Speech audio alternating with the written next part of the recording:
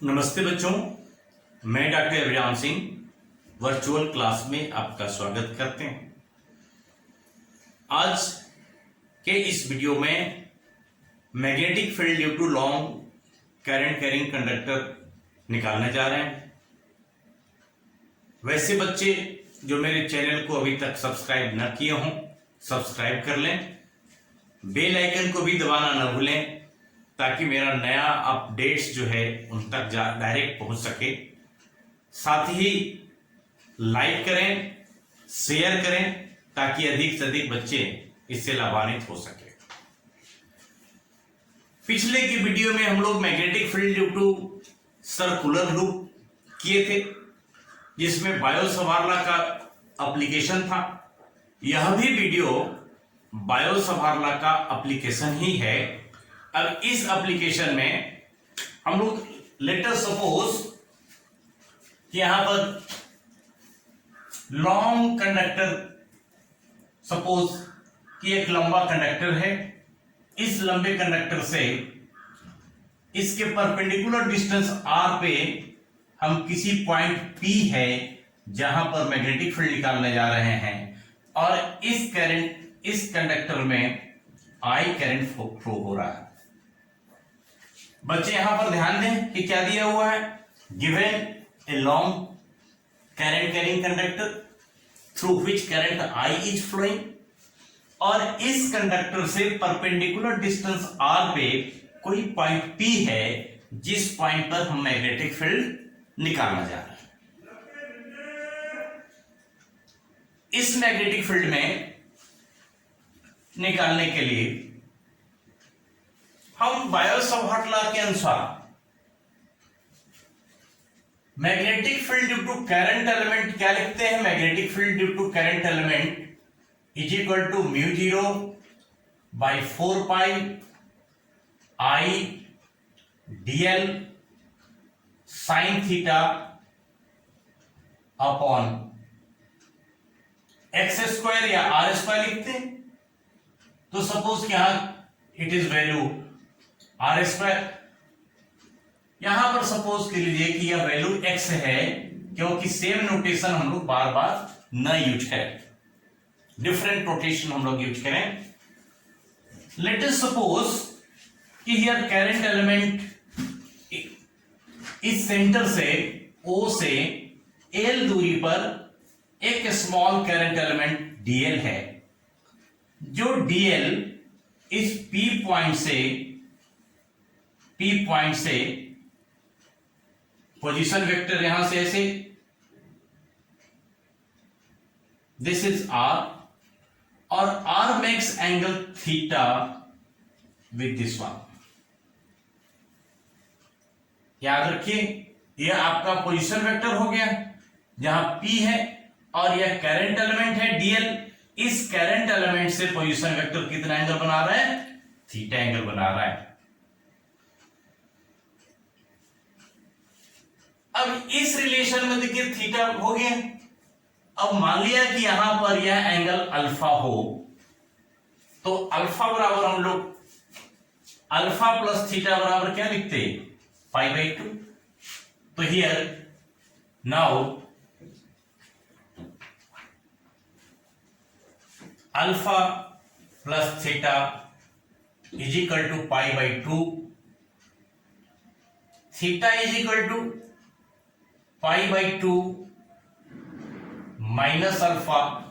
अगर दोनों साइड में अगर हम साइन ले लेते, sine theta is equal to sine pi by 2 minus alpha.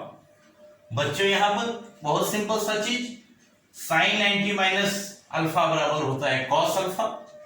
तो इसके जगह में sine theta is equal to cos alpha लिख सकते थे। अब दूसरी चीजें, इस रिलेशन में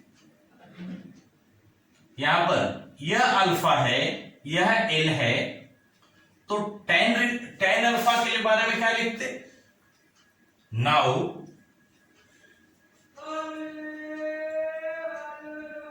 ये एक राइट एंगल ट्रायंगल है ओपी यहां पर कोई पॉइंट लिखते, तो राइट एंगल ट्रायंगल में tan alpha which is equal to L by x,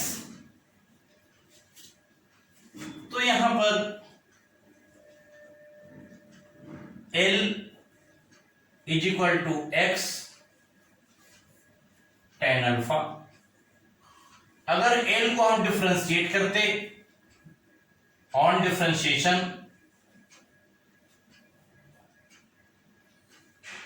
हम लिखते dl is equal to x, tan का होता है sec square alpha into d alpha.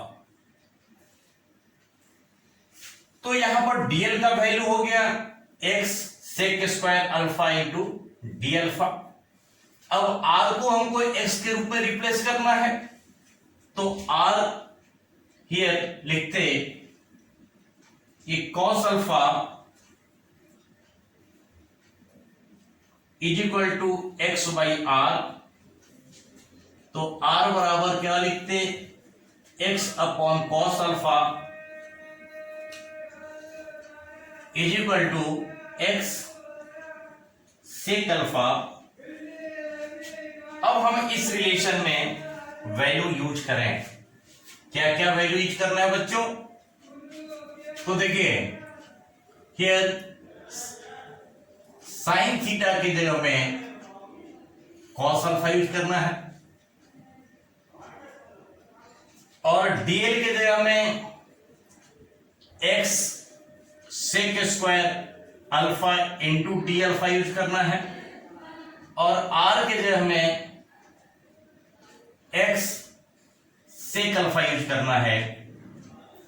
अब इस रिलेशन को डीबी में हम लोग साइन थीटा का वैल्यू, डीएल का वैल्यू और आर का वैल्यू पुट करेंगे।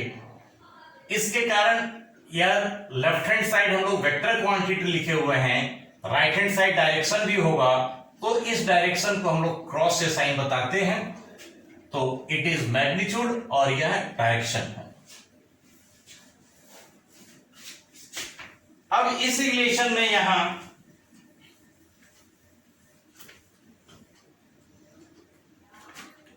डीबी का केवल मैग्नीट्यूड लें तो μ0 बाई 4 पाई आई, डीएल के जगह में क्या यूज करना है x sec square alpha into d alpha, sine theta के जगह में क्या यूज करना है कॉस अल्फा, फिर नीचे आर स्क्वायर के जगह में एक्स स्क्वायर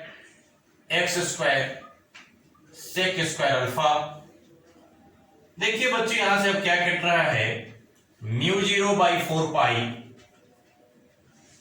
आई, सेक स्क्वायर से सेक स्क्वायर कट गया, एक्स से एक्स कट गया, तो यहां पर बचा cos alpha upon into d alpha upon x.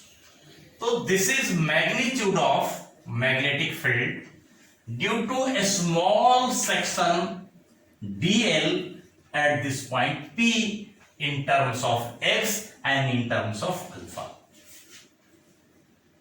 Clear? कोई दिक्कत? अगर यहां पर ऐसा है, अब हमारा उद्देश्य क्या है कि इस लॉन्ग कंडक्टर के कारण इस पॉइंट पर निकालना। तो यह लॉन्ग कंडक्टर मान लिया कि यहां से यह जो है वन एंड जो है दिस मेक्स एंगल φ1, यह टोटल φ1 एंगल बना रहा है, और ऊपर से यह φ2 एंगल बना रहा है। तो वी हैव टू इंटीग्रेट, अगर टोटल इंटीग्रेट करेंगे इस लेंथ ऑफ द वायर को, लेंथ ऑफ द कंडक्टर को, तो हमारा क्या चेंज होगा, एंगल चेंज होगा। एंगल वह कहां से जाएगा, माइनस φ1 से प्लस φ2 तक। तो in order to get magnetic field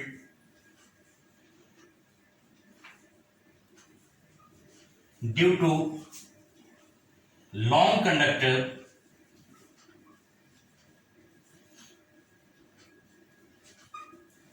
we have to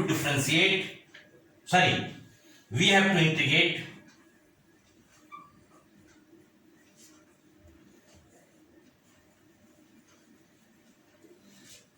the above equation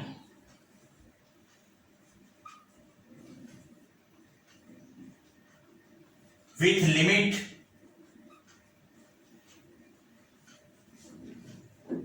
minus phi 1 to plus phi 2। अब यहां पर इंटीग्रेट करें तो on dv integration mu 0 by 4 pi I x. अब इंटीग्रेशन है cos alpha into d alpha का, lower limit minus phi 1, upper limit phi 2, या limit हो गया फाई 1 से फाई 2 तक। अब ऐसी स्थिति में इसको इंटीग्रेट करने के बाद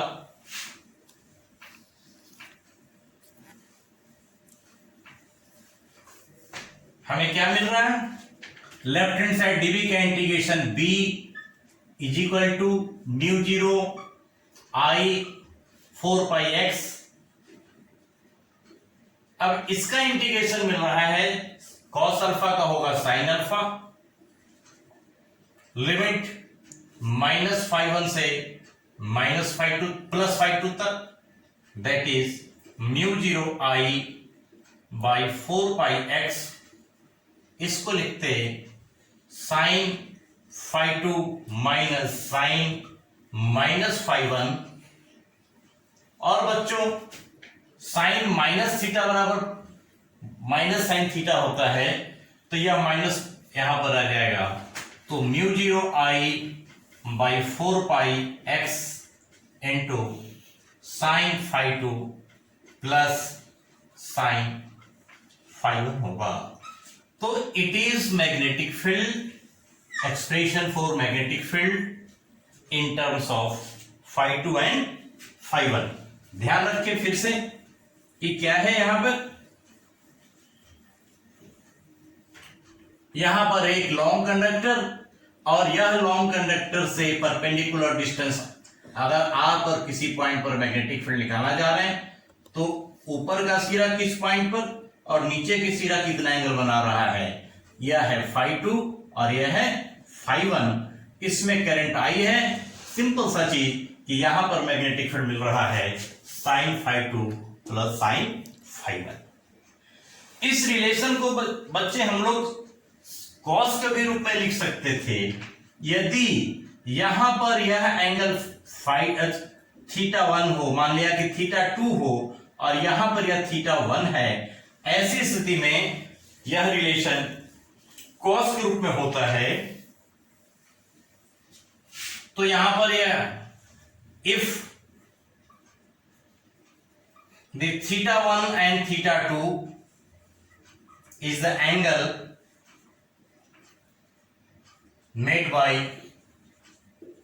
conductor with position vector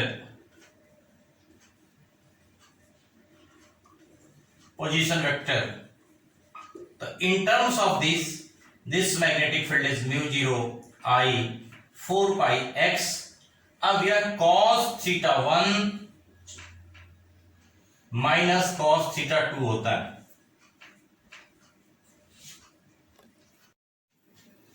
तो बच्चों यहां पर हमको दो फॉर्मूले मिले, b mu 0 b is equal to mu not I 4 pi x sine phi 2 plus sine phi 1, और दूसरा b is equal to mu 0 I 4 pi x cos phi 1 minus cos phi 2 cos theta 1 minus cos theta 2। दोनों में से हम लोग कोई formula लगा सकते हैं। मैग्नेटिक फील्ड निकालने के लिए बहुत इंपॉर्टेंट चीज है कि हम लोग दोनों में से कोई फार्मूला लगा सकते हैं निसंकोच, लेकिन ध्यान रखें कि कौन सा फार्मूला में फाई 1 क्या है और थीटा 1 और थीटा 2 क्या है, फाई 1 फाई 2 क्या है। तो फाई 1 फाई 2 है, अगर यह पॉइंट P है तो इस पॉइंट P से जो एंगल बन रहा है यह फाई 1 है और यह फाई 2 है। वहीं पर यहां पर अगर करंट एलिमेंट होता तो यह हमारा पोजीशन वेक्टर होता, यह है पोजीशन वेक्टर से यह θ1 एंगल बना रहा है। यहां पर करंट एलिमेंट होता, यह पोजीशन वेक्टर होता R, यहां पर यह θ2 है। तो अगर आप कंडक्टर के पास एंगल ले रहे हैं θ1 और θ2, तो ऐसी स्थिति में इस फार्मूला का यूज करेंगे। और यदि एंगल हम लोग एट द पॉइंट ले रहे हैं, φ1 और φ2 ले रहे हैं, φ1 और φ2 ले रहे हैं, तो ऐसी स्थिति में इस फार्मूला का यूज करेंगे। अब इसी पर स्पेशल केस देखिए कितना बेहतरीन है फार्मूला। स्पेशल केस,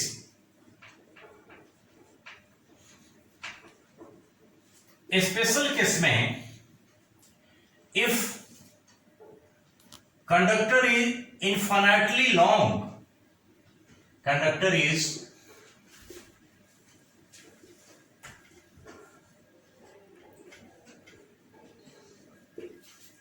कितना भी बड़ा केवल लेंथ का हो, कंडक्टर इज इनफिनिटली लॉन्ग, तो इनफिनिटली लॉन्ग में देखिए क्या चेंज होगा। देखिए फिगर से समझिएगा कि मान लिया कि यह कंडक्टर है, हम लोग फर्स्ट φ1 और φ2 वाला रिलेशन चेंज कर रहे हैं।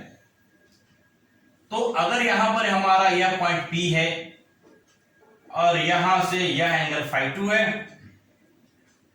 और यह एंगल φ1 है, अगर यह बड़ा हो जाए और बड़ा हो जाए, तो बड़ा होने के बाद क्या हो रहा है, φ2 का वैल्यू बढ़ रहा है। नीचे भी अगर बढ़ते जाए तो यहां पर φ1 का वैल्यू बढ़ रहा है।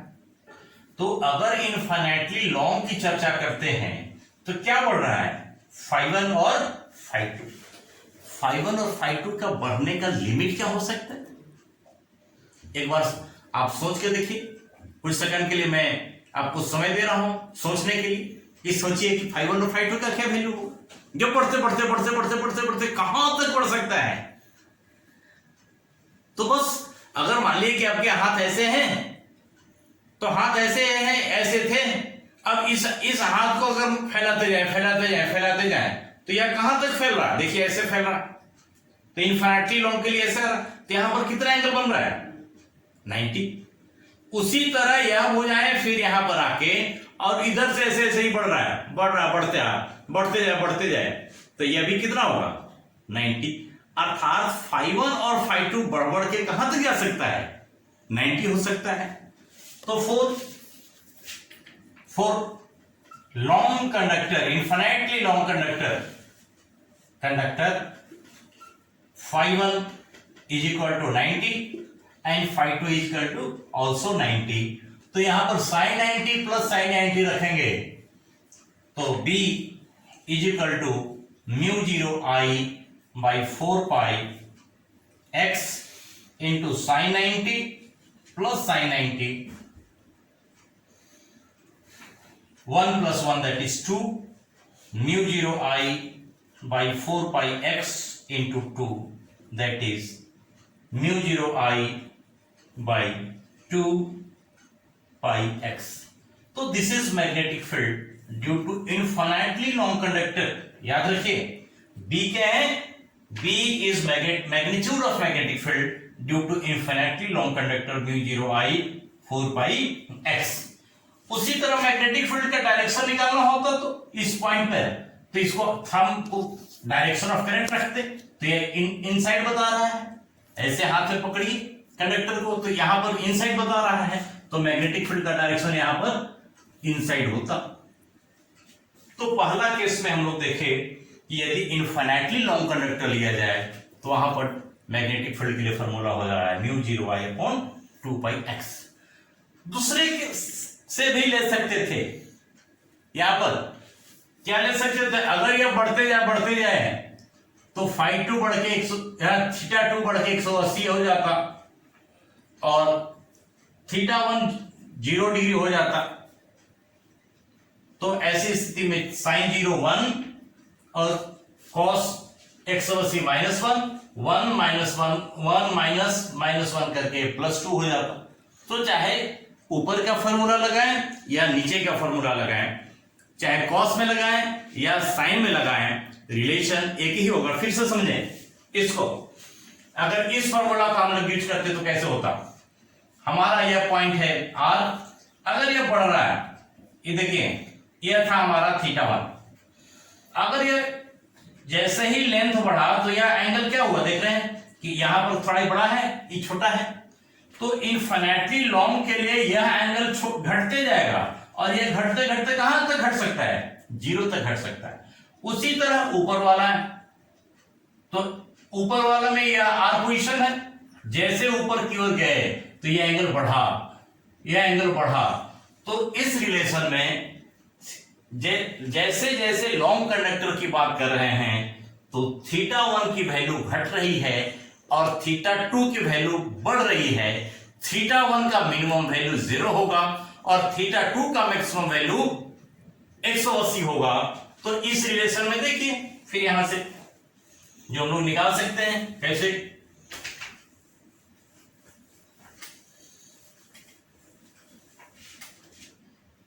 That is μ0 I 4 pi x here sin cos 0 degree minus cos 180 degree. तो cos 0 का क्या होता है, 4 pi x cos 0 1 minus 1 that is minus plus μ0 I by 4 pi x into 2 that is μ0 I by 2 pi x। तो चाहे हम sign में formula use करें या कॉस में फॉर्मूला यूज करें, रिजल्ट में कोई अंतर नहीं पड़ेगा। अब ऐसे मैं जानने के लिए बता दिया कि आप एक से दूसरी किताब में पढ़ेंगे, कंसेप्ट ऑफ फिजिक्स में पढ़ेंगे तो कॉस में मिलेगा, अदर किताबें पढ़ेंगे तो साइन में मिलेगा। तो बच्चों में दोनों किताबों या इसके अलावा जो भी तरह की किताब पढ़ेंगे तो दोनों तरह के फॉर्मूले के लिए आपको चर्चा किए, कहीं कोई आपको कंफ्यूजन नहीं होना चाहिए। हाँ, मैं एक जरूर सजेस्ट करूंगा कि कोई एक ही फार्मूला से सारे सवाल बनाने का कोशिश करें। बार बार हम लोग फार्मूला में चेंज करेंगे तो हो सकता है कि कभी कंफ्यूजन हो सके। तो सिंपल सा है कि साइन आसान है तो साइन का लगाइए।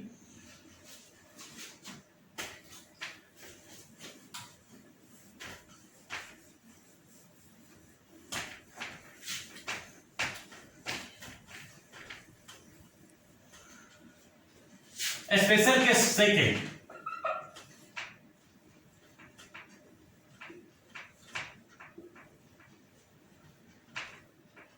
दूसरा स्पेशल केस क्या हो सकता है कि इनफाइनाइटली लॉन्ग कंडक्टर है,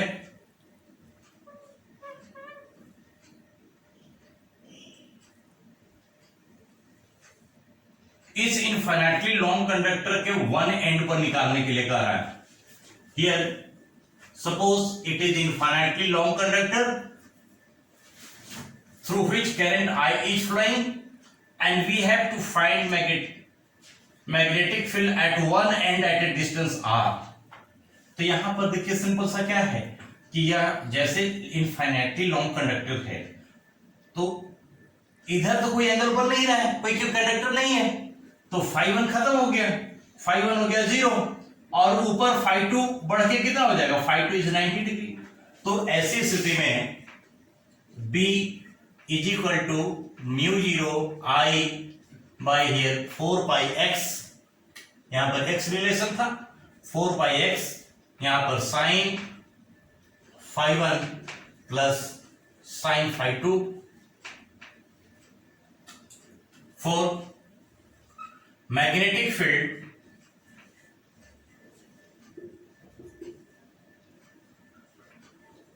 at a point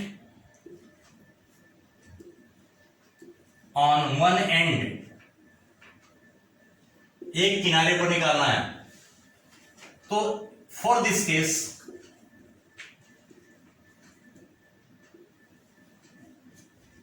φ1 is equal to 0 and φ2 is equal to 90 degree।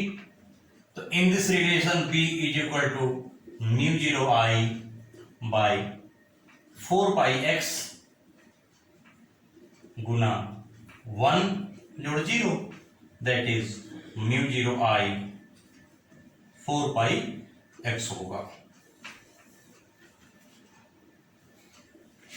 Third point क्या हो सकता है कि अगर कोई पूछे कि इसी पॉइंट पर निकाले, point lies on the conductor, point lies on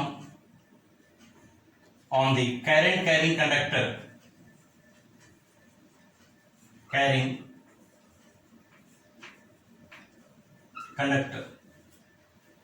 तो अगर पॉइंट कंडक्टर पर है तो याद कीजिए कि हम लोग बायो सवार में वेक्टर फॉर्म ऐसे लिखते थे, म्यू 0